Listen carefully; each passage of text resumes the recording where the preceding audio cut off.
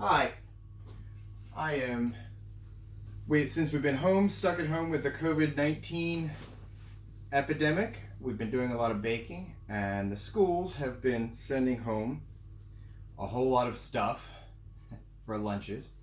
So among the things we've been getting are a tremendous amount of apples. So I thought I would do a video and show everybody what they could do with the apples and some of the orange juice, which these little tiny cartons that they give you are perfect. But a quick cake that everybody can put together and have something good to treat the household with. So what we're going to make today is a Jewish apple cake. This is probably my all-time favorite cake, and yet it's very simple. And the basic ingredients, as we go through it, we have, we have 3 cups of all-purpose flour, which is 459 grams. It's not sifted. We have 2.5 cups, which is 562 grams of granulated sugar. I have a half a teaspoon of salt, which is 4 grams. We have 3 teaspoons of baking powder, which is 15 grams. 4 whole eggs, freshly laid by our chickens. 1 cup of vegetable oil, that's canola oil, and that works out to being about 226 grams of vegetable oil. We have 2.5 teaspoons of vanilla, which is 16 grams. That's pure vanilla extract. We have a mixture of 2 teaspoons of cinnamon and 3 tablespoons of granulated sugar mixed together. That's 8 grams of cinnamon and 39 grams of granulated sugar in that. We have 1/3 cup of orange juice, which is a little less than what one of those little cartons has, and that works out to being 97 grams. The big ingredient is, depending upon the apples, now the apples they're sending home with us are pretty small. Typically I would say it takes about 6 apples to make 1 kilo, 79 grams, which however in these little apples it worked out to being more like 9 apples, which I will show you how to deal with them. Most of the apples are already cut. First thing we need is a tube pan, which needs to be greased and floured, and preheat your oven to 350 degrees now. If you use a convection oven, this is one of those that you can leave it at you don't have to turn the temperature down for the convection. Leave it at 350. So, to grease and flour our pan, some people's tube pans, some of your tube pans, this center may not come out. This one happens to. I like this style a little better, but both work. Mine also has legs on the top because this is technically a angel food cake pan. Doesn't matter whether you have those or not. I'm not going to need them for this recipe. We're going to start by getting ourselves a bit of parchment paper, which we need to cut out to fit the bottom of the pan. If your tube doesn't come out, you just put the whole pan on there. So, I don't know how you get your parchment paper. Oftentimes it comes on a roll. So what I do is the side that curves is the side that I'm going to draw on, which is going to end up when I'm all done being my side down inside the pan. But, first thing we got to do is cut that out. A pair of scissors will work, or you can always use an X-Acto knife, which I find to be a little bit faster and more accurate, but scissors work just fine. And we're just going to cut to the inside of the line we drew around the base of the pan. I'm trying not to have any of that ink that we just drew the circle with on it. But as I said, if a little bit ends up on there, we're turning this paper upside down, and that's what I use the curve to know which side is going to end up being my down side. Whichever way it curves, I fold that down. So, once we have our circle out, then we need to get this tube in the center through there. So the easiest way to get a hole and find the center is to fold it in half one way, unfold it, fold it in half the other way. If you do any origami, this is very similar.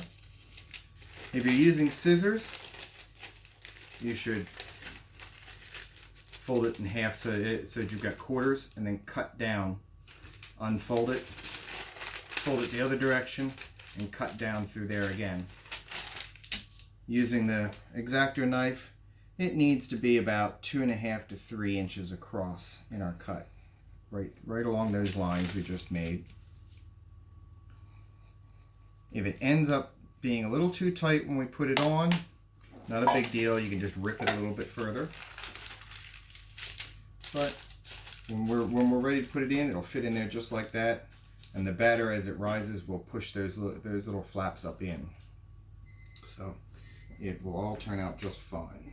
You won't see that at all, and that'll keep it from sticking to the bottom of our pan. So at this point we need to grease and flour. We're going to set that aside.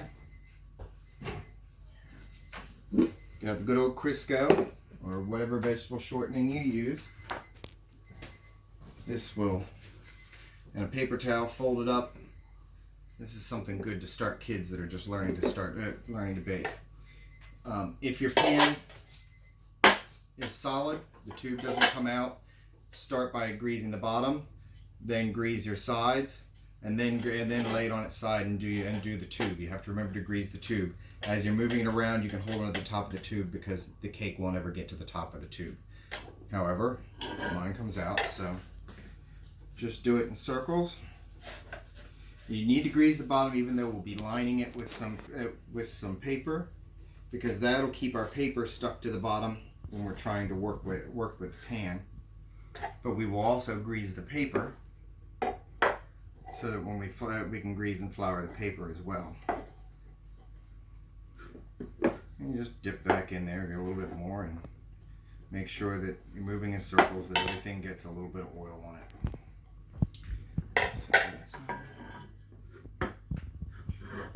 So in this type of pan, you don't have to grease the bottom of it when that's out, because that part never has contact with your product, so the cake won't get stuck to it.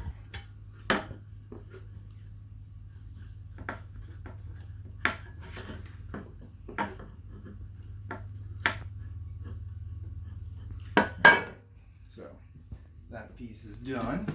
Now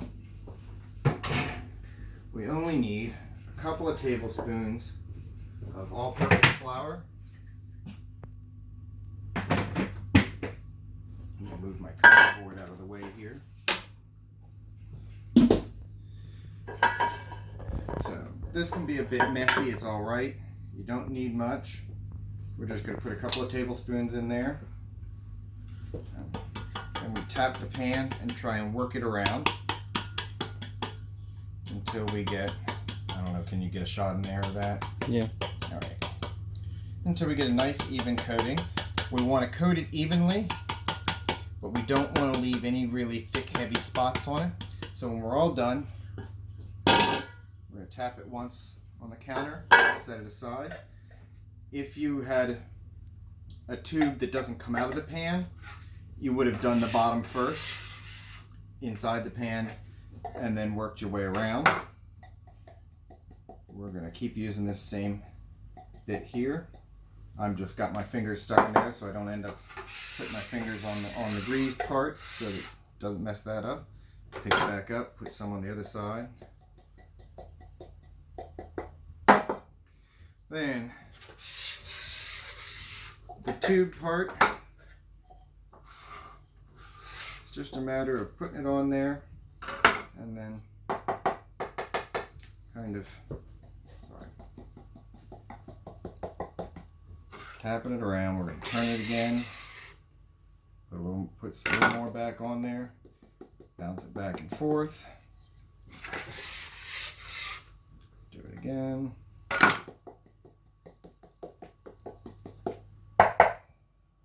All done. Oh, I'm sorry. Not thinking about what I said. We needed to grease this piece in here. This should have gone in already. You know, the paper towel. Technically, the cake won't stick to that paper.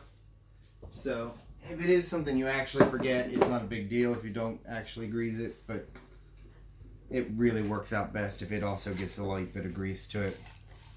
Now that's really not, that paper is really not going to stick to the bottom because I've already floured it. But as I said, this paper will peel off the bottom of the cake, whether it has been greased or not. It'll just come off a little bit easier if we do it. I'm going to put a little bit of flour in there. Go ahead and flour that piece.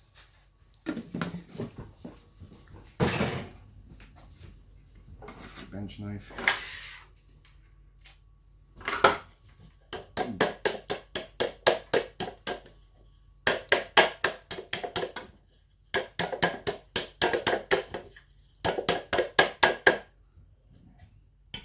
Just to make sure we don't have too much. Now we're going to set that aside till we're ready. Clean flour away. Now, that little tiny bit is all we're going to waste. Not too bad. Now, if you compost, that just goes into my compost pile. Feed it to the plants. So, at this point, you're going to want to peel your apples and cut them. I have most of them done. Don't do it with a sticker on it. But there is an easy way of doing this. This is not one you need to put in lemon juice or water, because if they brown a little bit while you're working, you'll never know the difference on this. So here's the easy way to peel and core all those apples. You take the apple, and now sometimes the cores aren't straight. So you need to put your finger in it and stand the core up so it's kind of straight. But there's a ridge right around the top. That ridge is about the edge of the core. So we're going to cut straight down on one side, straight down on the other side, then lay it flat. We can now see the core, and we'll cut it out. There's our apple core. That goes in the compost. Quick way to peel an apple is with a good old potato peeler. This is something where if you try to leave the peels on, it will not turn out well on this cake. Sometimes with some things like breads and stuff, where you're going to shred your apple, you can just shred up the peels, leave them in there for the nutritional value. But this is one where you need to take it off. But if you miss a tiny little spot a little bit, no one will ever know it was there. But so.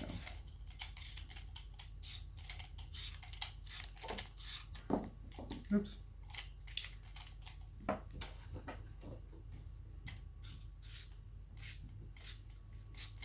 Now, if you do happen, when you're cutting the core out of the center, you do happen to get a little bit of core in there, the core itself won't hurt anything. It will soften in the cake. No one will know it's there. The only thing you want to watch out for is if you get a bit of seed that you cut through. The seeds do contain arsenic in apples, so taking the other end of the peeler, you can just dig out the seeds if you get any and throw them into the compost. All this goes in our compost. And now the slices on these, because you want the whole apples to show up, they need to be about a 1/4 inch thick. They can be a little bit thicker, but you don't want to go much thinner than a 1/4 inch. So we just slice through it real quick. So slices about like that are perfect. Put them in there. And I said this is 1 gram, 96. I'm sorry, 1 kilo, 96 grams of apples.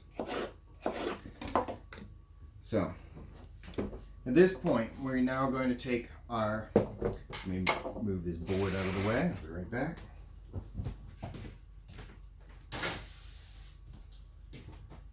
We're now going to take our apples and our cinnamon and sugar mixture, and again, that is 2 teaspoons of cinnamon, which is 8 grams, and 3 tablespoons of granulated sugar, which is 39 grams. I just stirred them up in a little bowl. We're going to sprinkle them over top. And we'll take a rubber spatula and stir them around, flipping them over top of each other and cutting up through them until the apples are all fairly evenly coated. Pretty simple. This cake in general is simple. The hardest part of the whole thing is peeling all those apples and slicing them up. But as I said, you can see why you don't worry about them being a little bit brown. You don't have to worry about the lemon juice and soaking them. So we're going to set that aside for a moment. We're going to get another bowl. And just so you know, when you're doing it, when you go put the apples, put them in a bowl that's bigger than what you think you're going to need to hold the apples, because that way as you're stirring them, you don't end up throwing them all over the table. So now we're going to get out another bowl. Now if you noticed, I've been giving you everything in volume measures and weight measures. I use grams because they're a nice small measurement. Buying yourself a kitchen scale will actually save you a lot on dishes and stuff. You can do it, and it's far more exacting if you always weigh everything out. But it also uses less dishes. At this point, we're going to put our 3 cups of unsifted flour, 459 grams, in this bowl. This recipe does not require a mixer. We're going to take our 2.5 cups of granulated sugar, 562 grams, pour that in there. And we're going to get our 1/2 teaspoon of salt, which is 4 grams, and put that in there. And our 3 teaspoons of baking powder, which is 16 grams. Put that in there. And that's not baking soda, that's baking powder. At this point, this recipe is good old wooden spoon style. It does not require needing a piece of electric equipment to do. We're just going to stir mix our dry ingredients around to try and mix up that sugar and salt and baking powder, flour a bit before we start. And then we're going to make a bit of a well in the flour mixture right in the middle with our wooden spoon. That's where we're going to add our liquid ingredients. At this point, all these ingredients can just get dumped together. So we're going to start with our cup of vegetable oil, which is 226 grams if you're weighing it out. Put that right in there. And our 1/3 cup of orange juice, which was 97 grams. Our 2.5 teaspoons of vanilla, 16 grams. And again, that is real vanilla. This isn't worth cheating on vanilla. Matter of fact, 9 times out of 10, my mother always said, make sure you spill the vanilla when you're measuring it. I don't, because I'm a good bit more exacting than that, but never skimp on it. And then our 4 eggs. And the shells, by the way, if you're composting, egg shells are compostable and good to go into your compost. So, big thing is to try to make sure you don't drop any eggshell in there. If you're afraid of that, you can always crack them into a separate measuring pitcher or something and then dump them in there. So, all of our ingredients are in at this point. We're just going to break our 4 egg yolks to make them easier to mix in. And then we just start in the middle. And we start to mix up our liquid ingredients. And bring our flour mixture and dry ingredient mixture into it. This makes a very thick batter, but it's going to get a lot of its moisture out of baking all those apples into it. So the batter itself is a little, you're going to find it a little difficult to want to work with when you go to pour it, because it doesn't pour very easily, but it does pour. But don't worry, it is not too dry, because those apples are going to put off a lot of moisture into this batter. So, at this point, once it's smooth, we're done. We don't want to overmix it. It is a cake. So if we overmix it, our gluten gets formed too much and becomes more of a bread than a cake. But at this point, we're ready to start assembling a cake. Set this aside. We're going to get our cake pan back out here. Now, you should always put your cake pan on a sheet pan before it goes in the oven in case it boils over, especially if you're using one that has a removable bottom like this. Sometimes, this one won't, but some of your thinner batters might seep out a little bit, so this saves your oven a bit. But we're going to start with batter and end with batter in layers with apple layers in between. We want to get about 4 layers of apples. Now, I'm going to let you go ahead and look inside, but with the camera as we put this together. But the batter will expand a good bit. So even though we're trying to get a layer of batter in there, don't worry about it being a perfect layer. And because it will expand a lot. And we're going to put a layer of apples. The thing is, you don't want too many apples on your top layer. So if you're going to go a little heavier, go heavier on your bottom layers, because they will move around a bit as they bake. So you don't want them to get pushed out the top of the cake and burn, because this cake takes 2 hours in the oven. And you should have all this time you should have your oven preheating to 350. So now we're going to go for a layer of batter. As I said, this batter is a little thick. It's a little difficult to pour, but once we get a ribbon of it going, we just put a ribbon of batter around.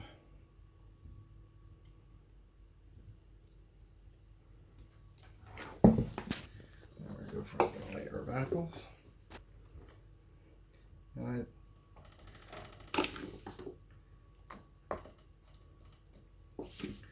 oops, got an escapee.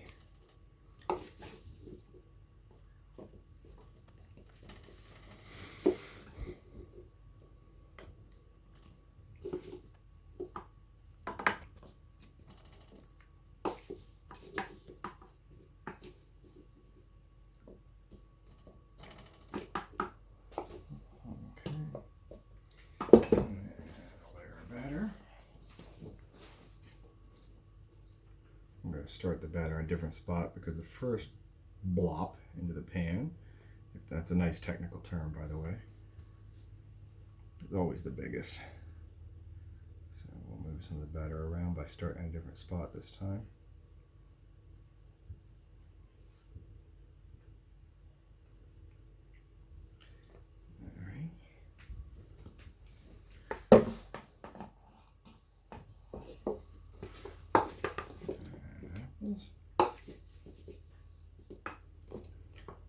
Now, honestly, if you're doing this at home for yourself and your kids, you don't mind getting messy, you can always grab those apples with your hands, or if you've got a plastic glove to keep from getting messier, that's fine too.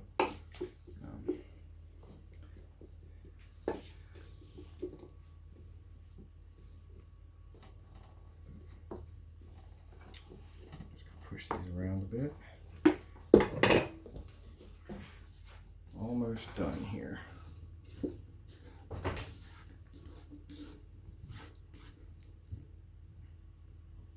going to start over here this time. Now this is my second to last layer of batter, so I got to have some batter left. I'm starting to run a little low here, but as I said, this batter expands tremendously. But we want to end with batter. So the last layer of apples.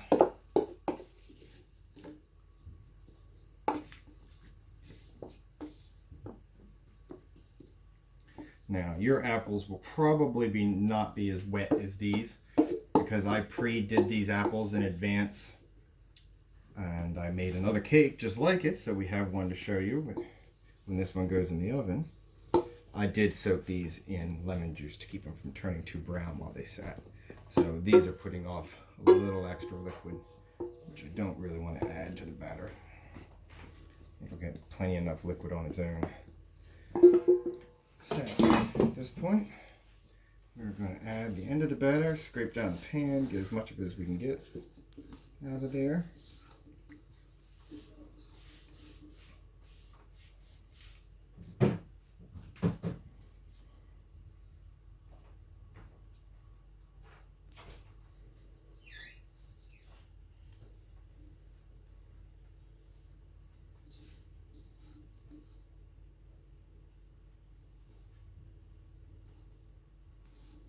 Getting down the last little bit, not enough weight to make it flow.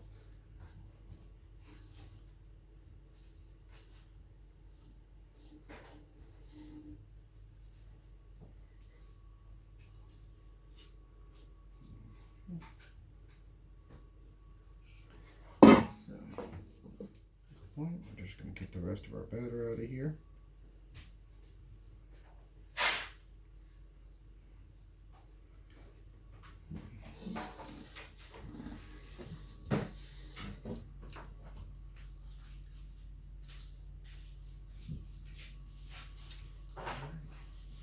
That's really all there is to it.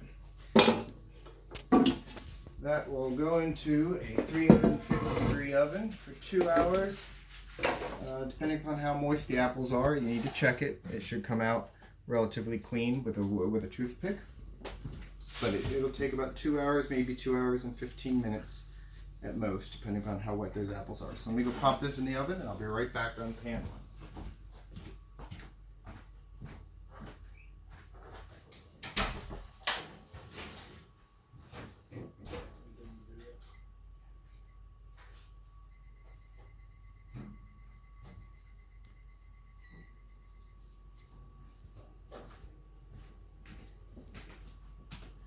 So, at this point, I have one that we just took out of the oven.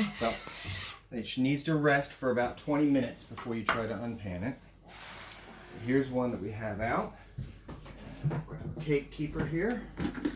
You can put it onto a cake plate, whichever you'd like to do. We are going to do a little bit of. This pan's still fairly hot, so we're going to try to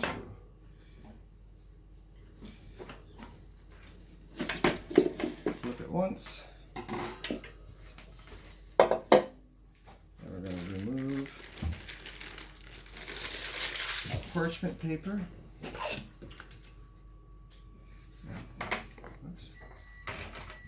Flip it over right onto our plate.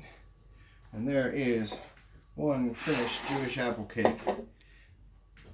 Now this one is still pretty warm. I don't want to cut into it yet. Though eating it warm is awesome, but this one's really only been out of the oven for a few minutes, so it shouldn't wait much longer. Well, let me see if I can cut into it. Let me grab it.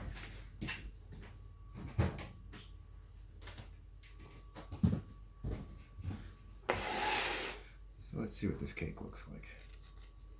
No, this is not the right knife for it.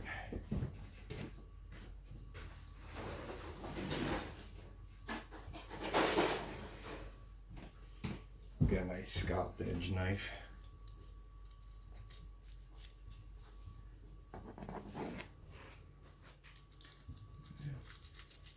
And this cake is actually maybe better the second day. So what do we have?